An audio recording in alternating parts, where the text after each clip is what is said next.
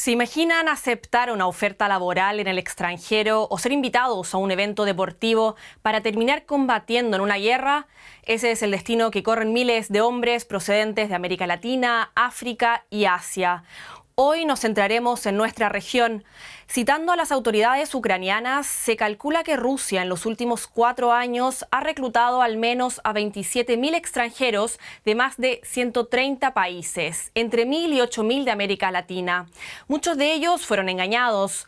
Hoy nos centraremos principalmente en los casos conocidos en Perú, cuyas autoridades han confirmado la llegada de unos 600 peruanos al frente en Ucrania. Esta semana han retornado los primeros a Lima. Por el momento se espera la llegada de un total de 18 peruanos. Pero los familiares de los casi 600 restantes exigen a su gobierno que pida explicaciones a Rusia y negocie su regreso. La Fiscalía peruana abrió una investigación mientras la embajada rusa respondió que su legislación respeta la decisión de extranjeros de unirse al servicio militar. El problema es cuando la decisión no es voluntaria. Cómo los engañan y cuándo son combatientes, mercenarios o víctimas de trata de personas es lo que queremos analizar hoy en DW Actualidad en Análisis. Mi nombre es Nicole Gaise Díaz y tengo el gusto de saludar a mi colega, la periodista de Deutsche Welle en Lima, Rosemary Cueva, y desde Bogotá, Andrés Macias, miembro del Grupo de Trabajo de Naciones Unidas sobre Mercenarios y también investigador de la Universidad Externado de Colombia. A los dos, muchas gracias por acompañarnos hoy en DW. Rosemary, me gustaría comenzar contigo, que has estado en contacto con los familiares de las víctimas. ¿Qué te han comentado? ¿Cómo fueron engañados esos jóvenes? Un gusto saludarles y respondiendo a tu pregunta, Nicole, pues todo este esquema de captación es a través especialmente de las redes sociales, a través de redes como TikTok y Facebook. Y no solamente está dirigida a jóvenes, sino también a adultos, a personas mayores de 18 años, hablamos también en un rango de edad de hasta 50 años. Y otra cifra importante es que el 90% de estos más de 600 personas captadas son personas civiles, no necesariamente tienen antecedentes militares o han servido como militares aquí en Perú. Y el nivel socioeconómico es entre medio y bajo. Y justamente es un elemento atractivo de esta captación, el dinero que ofrecían pues esta red de trata internacional que denuncian los familiares. Ofrecían alrededor de $4.000 mensuales como pago y un bono de $20.000 cuando ellos llegaran a Rusia. Hablamos, por ejemplo, con una señora cuyo esposo viajó impulsado por ella misma porque tiene una enfermedad oncológica. Y como no podía pagar una operación, ella le dijo, ¿por qué no vas a Rusia? Aprovechamos estos $20.000 para poder operarme, porque tienen 2 hijos menores. Pero lamentablemente ya va más de un mes que no sabe de él. Ella nos contaba que se sentía muy culpable porque era a raíz de su enfermedad que su esposo viajó. Y este es el caso pues, de muchos peruanos que han viajado por problemas económicos, algunos jóvenes pensando en que podrían tal vez estudiar también en Rusia. Y en los últimos días, al darse a conocer mucha información sobre este proceso de captación, porque al comienzo hablaban de que iban a trabajar como vigilantes de arsenal, cocineros, electricistas para las tropas rusas, ahora han empezado a usar otro mecanismo de captación y es que están convocando a jóvenes para supuestas becas de estudio y también contratos deportivos. Fuertes testimonios. De hecho, DW conoció recientemente a un caso en el aeropuerto de Sao Paulo. Un joven colombiano se acercó a una colega, a una periodista de Deutsche Welle, y le explicó que tras ver un video de Deutsche Welle español sobre combatientes forzados en el frente en Ucrania, decidió interrumpir su viaje a Moscú. Estaba haciendo escala ahí en Brasil. Había sido invitado a un supuesto evento deportivo.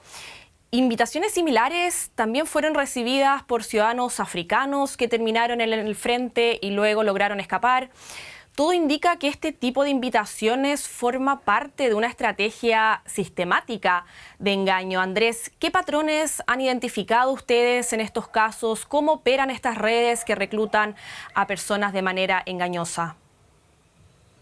Bueno, Nicole, efectivamente, desde el grupo de trabajo hemos identificado algunas de estas dinámicas y dentro de los reportes temáticos que hacemos cada año, uno de los más recientes ha sido dirigido específicamente a la dinámica o al fenómeno del reclutamiento predatorio, así es como lo hemos denominado.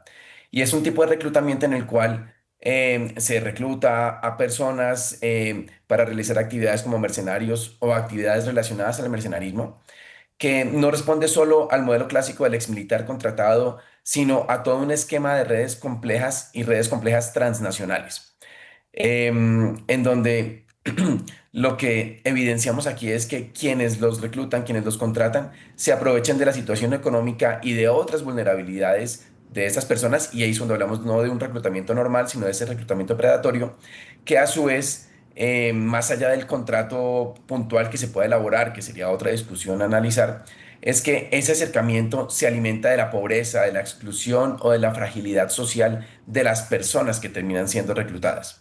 Entonces, claro, es una dinámica que se dirige a personas en situación de vulnerabilidad. Suele presentarse como una oferta, pero como una oportunidad para salir de esa pobreza. Y en algunos casos ese reclutamiento se inicia con otras formas de explotación o de servidumbre y podrían terminar en este tipo de actividades. Eso es algo para tener en cuenta. Se caracteriza por algunos elementos como la opacidad en el acercamiento a la informalidad. Hay un engaño detrás donde se prometen falsos salarios y estabilidad económica o incluso ciudadanía, pero en el momento de llegar a ejecutar las actividades para las cuales los contrataron, pues esto no se cumple y ahí es donde se establece el engaño. Algunas otras donde puede haber algo de coacción o intimidación, entonces en algunos casos se podría llegar a intimidación a las familias o a otros actores para tratar de motivarlos o intimidarlos a que participen. También hemos identificado que el reclutamiento se manifiesta sobre todo en hombres jóvenes en esos contextos de vulnerabilidad, también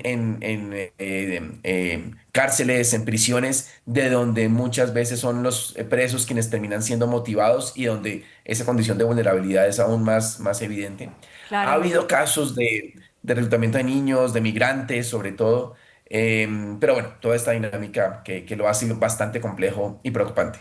¿Y existen también empresas contratistas o hay algún tipo de mediador en todo este proceso?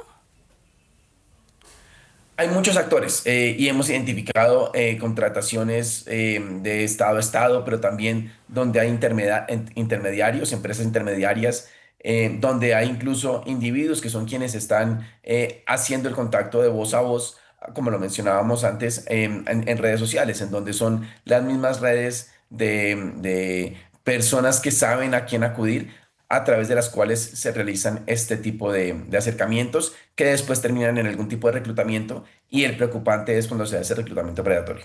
Ujú. Y Rosemary, me gustaría que hablemos más en detalle de la logística. ¿Qué ocurre con estos hombres cuando llegan a Rusia? Tenemos entendido que en muchos casos les retiran los pasaportes, los celulares. ¿Y en qué condiciones son enviados al frente? ¿Qué nos puedes contar? Según los testimonios y también, bueno, esta conversación larga que tuvimos con el abogado de las familias, Percy Salinas, señalaba que la mayoría de estos peruanos ha llegado a una condición de turista. Y ni bien llegan a Rusia, a Moscú, los llevan a un departamento, ahí apiñan alrededor de 15 a 20 peruanos, pero que también hay personas de otras nacionalidades, especialmente latinoamericanos. Y en este lugar es que les quitan los documentos y los obligan a firmar un contrato pues que indica en otro idioma que se adhieren al servicio militar ruso, a pesar que ellos, como mencioné, no cuentan con ningún tipo de experiencia militar. Después de esta intervención, ellos pasan a un cuartel, un centro de entrenamiento, donde pues reciben entrenamiento militar para que aprendan a manejar armas, donde también les dan el uniforme. Y después de esto, inicialmente pasan a la conocida segunda línea, que es donde muchos peruanos han estado construyendo búnkers y trincheras, y es en estos lugares donde hemos podido ver, de acuerdo a los videos que nos han compartido las propias familias aquí en Perú, que están expuestos a zonas de conflicto entre Rusia y Ucrania y expuestos a drones ucranianos con explosivos, y esa es la razón por la que algunos peruanos han fallecido en esta zona de combate. En los videos se puede apreciar cómo ellos usan las maderas, los troncos, usan diversos elementos pareciera de un bosque, donde empiezan a construir estas trincheras. Después de la segunda línea pasan a la primera línea, que es la zona donde les quitan los celulares y donde ellos pierden por completo la comunicación con sus familiares. Hay muchos familiares que señalan que no saben nada de sus hijos o de sus esposos desde hace más de un mes, desde que entraron a la primera línea. Según las estimaciones de los abogados, que son quienes tienen la cifra oficial, el 50% de estos 600 peruanos han ido o están actualmente en la zona de combate, y otro 50% está desaparecido. Muy fuerte los testimonios. Estábamos viendo en imágenes los videos de los que nos comentas. Andrés, me gustaría preguntarte, desde el punto de vista jurídico y de derechos humanos, ¿qué derechos se estarían vulnerando en situaciones como las que nos describe Rosemary?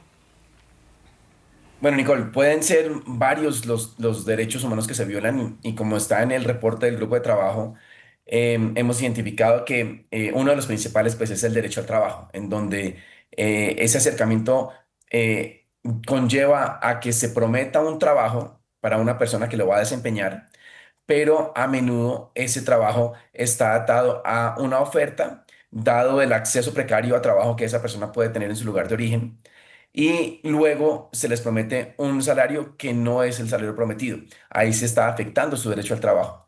Pero también puede haber derecho a la educación o a la resocialización cuando nos enfocamos, por ejemplo, en aquellas personas presas o privadas de la libertad que están en algunos procesos de resocialización, de educación, y al ser engañados o al ser reclutados de esta manera, también se les está afectando su derecho a la educación.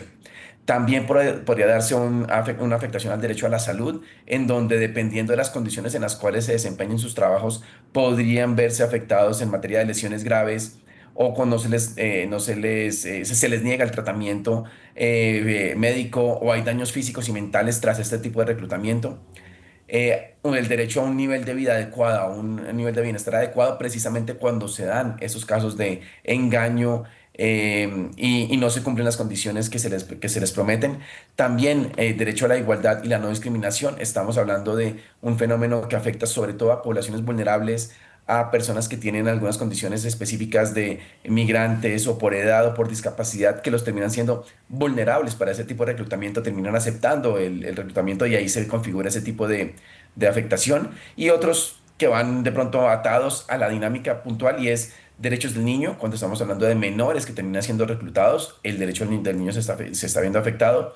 O en menor medida, pero cuando se dan estos casos, derechos de las mujeres y las niñas, cuando son reclutadas de manera engañosa, terminan de pronto en otras formas de abuso o explotación.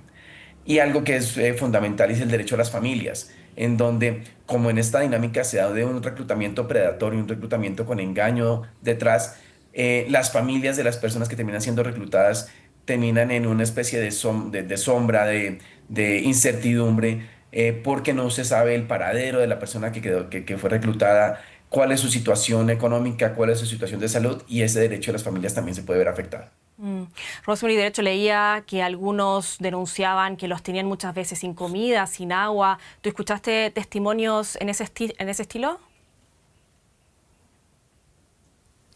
Sí. Algunos familiares mencionan que pues han llegado, por ejemplo, un grupo de peruanos, 3 peruanos que llegaron hace unos días, han llegado a una condición de deshidratación y con ciertas enfermedades, muy bajos de peso, porque señalaban que no les habían dado alimentos todos los días, que en algunos momentos cuando ellos pedían salir de ese lugar, pues también los golpeaban. Entonces sí han sido testimonios por parte de algunos familiares y también de los propios peruanos que han llegado.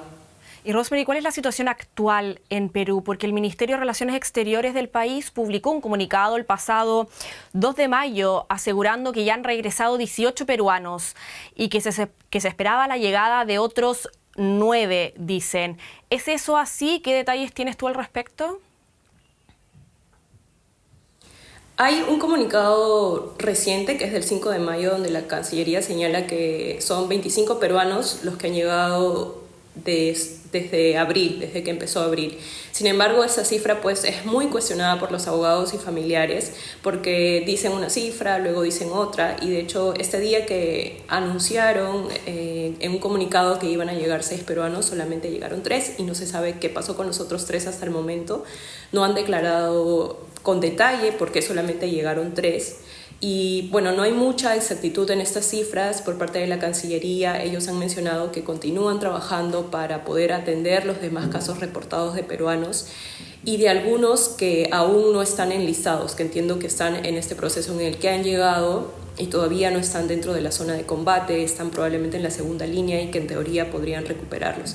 Sin embargo, las críticas no solamente son por la falta de exactitud en las cifras, sino también por la tardía respuesta, porque por ejemplo el abogado nos señaló que alertó a la Cancillería del primer caso en septiembre de 2025 y desde ese mes han tenido muchos más casos mensualmente e incluso la Cancillería sabía la geolocalización de los peruanos que aún podían conectarse por WhatsApp, sabían más o menos cuántos habían dentro de la segunda línea y que probablemente podrían recuperarlos, pero no han actuado hasta el mes de abril, que es cuando los familiares han empezado a realizar diversos plantones en la Embajada rusa, en la Cancillería, en la Defensoría del Pueblo, en el Congreso, y que los abogados han salido masivamente en medios de comunicación a denunciar el caso. Y Rosemary, el abogado de las familias de los peruanos, Percy Salinas, afirma que al menos 15 han muerto en el campo de batalla. ¿Se sabe más al respecto? ¿Serán repatriados sus cuerpos? No hay más detalles sobre el número de fallecidos. El abogado dijo que eran 15, pero que estaban tratando de confirmar la identidad de otros nuevos 8 cuerpos y que esta cifra podría seguir aumentando por la cantidad de desaparecidos, ¿no? Y señaló también que de acuerdo a la normativa rusa tienen hasta 6 meses para que se puedan repatriar esos cuerpos a Perú o que en todo caso serán incinerados o enterrados en fosas comunes en Rusia.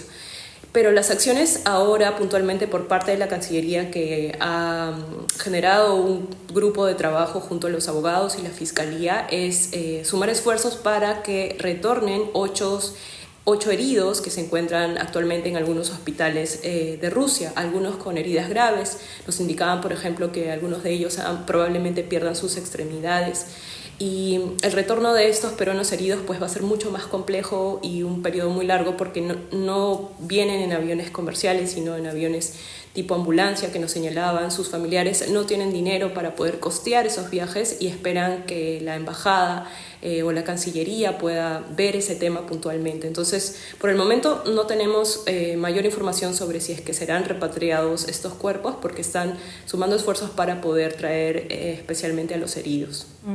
Y Andrés, ¿qué ocurre con las indemnizaciones en caso de muerte? Porque muchas veces tengo entendido que los estados se desentienden argumentando que los contratos fueron firmados con empresas privadas y además muchas veces los jóvenes o los hombres ni siquiera son declarados oficialmente muertos, sino que desaparecidos. ¿Qué implicaciones legales tiene eso para las familias?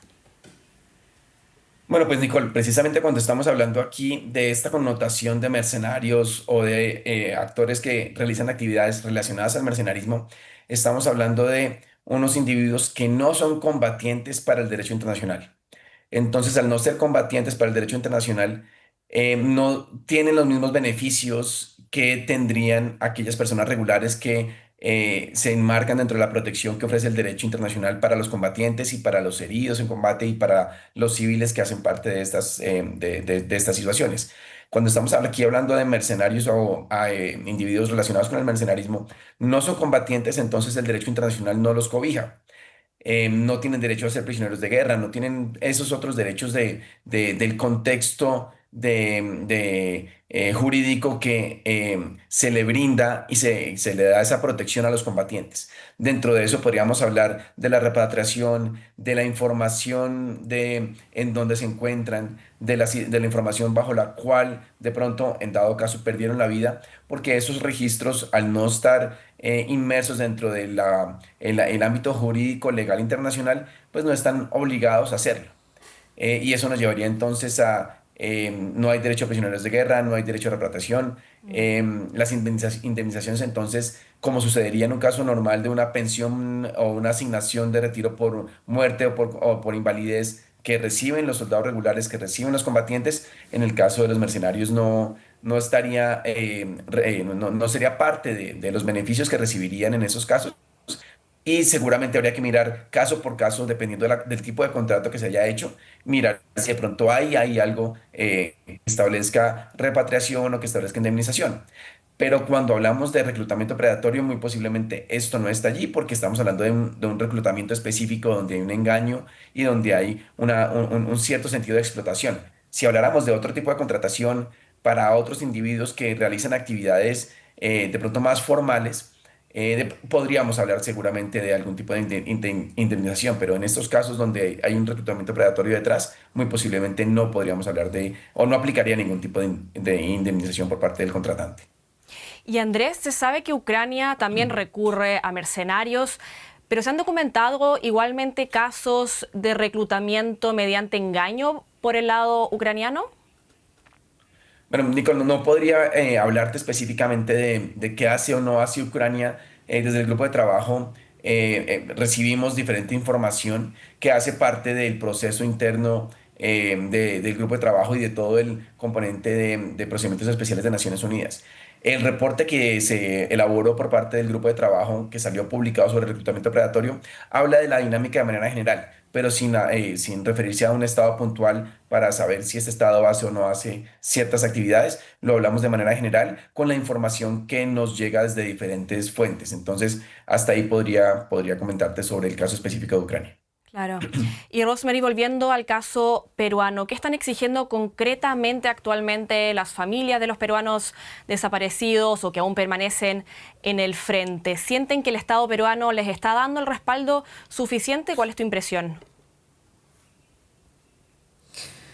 Sí, las familias, especialmente las madres y esposas que están en esta lucha, pues exigen principalmente al Estado peruano que les ayude a encontrar a sus familiares desaparecidos, que puedan repatriar los cuerpos de los fallecidos, que puedan recuperar a cada uno de ellos. Muchos ya llevan meses sin saber nada de ellos y denuncian de hecho que no hay un respaldo o una respuesta rápida por parte de la Cancillería o de las autoridades peruanas. De hecho, hace más de una semana que ellas pidieron una reunión presencial con el canciller Carlos Pareja, pero él no ha dado ni una respuesta positiva ni negativa. Lo único que hace la Cancillería es emitir ciertos comunicados de prensa donde hablan de cifras inexactas. Entonces, la respuesta que ellas han tenido pues, es muy lenta, muy escueta, y las respuestas han venido a raíz de la presión mediática y de las protestas, ¿no? El abogado, por ejemplo, señalaba que hay mucha tramitología en este proceso que está realizando la Cancillería y que la tramitología no salva vidas. Él ha cuestionado o considera pues que las autoridades tienen cierto temor, lo mencionó así el abogado, que cree que tienen cierto temor de negociar con Rusia, a pesar que nosotros tenemos una extensa relación con ese país, y que pareciera que no están interesados pues, en este caso. Ha señalado también el abogado, alertó que podría esta cifra de personas captadas o de víctimas con falsas promesas de trabajo llegar a 1000, porque cada día aparecen nuevos casos de familiares que lo contactan, que lo llaman, diciéndole que sus familiares están desaparecidos. Generalmente él habla de que la mayor parte de cifras que tiene ahora son de Lima, pero hay muchas provincias y muchas zonas incluso alejadas de la ciudad y de la capital peruana que están llegando, que cada vez son más y que podría llegar esta cifra a más de 1000 peruanos captados. Y Andrés, ya para ir cerrando, sabemos que tanto Rusia como Ucrania recurren a combatientes extranjeros. Uno de los grupos más conocidos es de hecho el grupo Wagner. Jurídicamente, ¿cuándo una persona es considerada mercenario y cómo debería ser el procedimiento para no vulnerar sus derechos ni caer en prácticas de trata o de coerción? Bueno, Nicole, a nivel internacional existe un instrumento que es la Convención contra el Uso, el Reclutamiento, la Utilización, la Financiación y el Entrenamiento de Mercenarios. Ese es el instrumento principal, que se creó en el 89, entró en vigencia en el 2001. Ahí se define mercenario, y el mercenario es una persona que cumple 5 características. Entonces debe ser una persona reclutada para combatir en un conflicto armado o para derrocar un gobierno o para socavar la integridad territorial de otro estado. Pero también debe ser una persona que tome parte en las hostilidades y que esté animada por un provecho personal. Y ahí viene el componente principal que en algunos casos algunas personas toman parte en las hostilidades sin tener un provecho personal detrás. Entonces lo importante es que sí participe en las hostilidades y que reciba algún beneficio, usualmente un beneficio económico. También no debe ser nacional de una parte en conflicto, ni tampoco residente de uno de los territorios controlados por una de las partes en conflicto. No debe ser miembro de las Fuerzas Armadas de la parte en conflicto, no puede ser un miembro regular del Estado y que no haya sido enviado en misión oficial por parte de un tercer Estado. Esas son las condiciones para definir jurídicamente a un mercenario. Eh, Ahora, es una definición que incluso desde el mismo grupo de trabajo sabemos que es una definición limitada, que a medida que evolucionan las dinámicas, hoy en día el fenómeno de la violencia en el mundo hace que sea muy difícil que una persona encaje puntualmente dentro de esta definición. Y por eso entre el grupo de trabajo, cuando nos referimos a este tipo de actores, hablamos de mercenarios o personas que realizan actividades relacionadas o similares al mercenarismo, para poder darle una cabida un poco más flexible a esta definición. ¿Qué hacer para que no encaje dentro de esta definición? Pues muy posiblemente ese reclutamiento debe hacerse de manera transparente y deberíamos entrar a lograr que las personas sean parte de esas fuerzas regulares de los estados, que los vinculen a la línea de mando, a la cadena de mando y que se les den las mismas condiciones que tendrían un combatiente en un contexto normal. De esa manera, entonces, evitaríamos el engaño, evitaríamos ese reclutamiento predatorio y estaríamos hablando de actividades donde extranjeros participan en conflictos armados, pero de manera regular, siguiendo una línea de mando, minimizando la posibilidad de violar los derechos de las personas en donde están realizando esas actividades, esos derechos humanos de las personas donde realizan esas actividades y donde no se les violen a ellos también sus derechos. Muy interesante lo que nos comentas. Hablamos hoy en DW sobre mercenarios, pero también sobre jóvenes que han sido engañados con promesas falsas y han terminado siendo carne de cañón en el frente de Ucrania. Hombres que no son mercenarios, que no están entrenados para la guerra. Ante el aumento de estos casos, varios gobiernos de América Latina han pedido a sus ciudadanos no aceptar ofertas laborales o invitaciones sospechosas vinculadas con Rusia y verificar siempre la información a través de canales oficiales. Las cancillerías también recuerdan que en caso de encontrarse en territorio ruso y necesitar ayuda, los ciudadanos pueden acudir a sus embajadas o consulados para solicitar asistencia, denunciar la retención de documentos o pedir apoyo para retornar a sus países. Esto fue DW Actualidad en Análisis. Gracias por habernos acompañado. Rosemary desde Lima y Andrés desde Bogotá. Muy interesante el análisis de hoy. Y a todos los que nos vieron, recuerden que también nos pueden seguir en redes sociales y en todas las plataformas de podcast. Que estén muy bien. Nos vemos. Hasta una próxima ocasión.